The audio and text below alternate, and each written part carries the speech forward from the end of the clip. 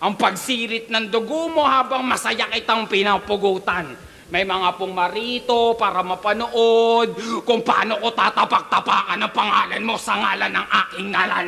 May mga pumarito para, si Kuya Kebs pumarito para makuhanan kung paano ka aaniurin ng dagat-dagatang apoy sa kagubatan. At ang industriya na to ay pumarito para taniman ang lupa nyo ng halaman. Ano masusunog ang gubat? Agrikultura. Halaman.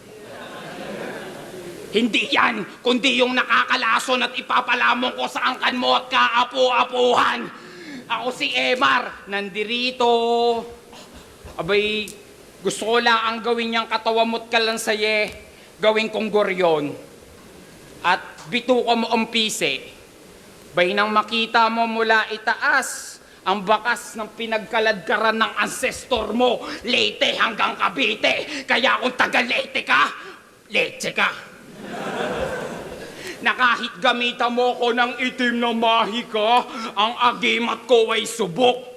Sa katunayan, pag binabarang ang mga mangkukulam sa etebak, ako ang gumagamot.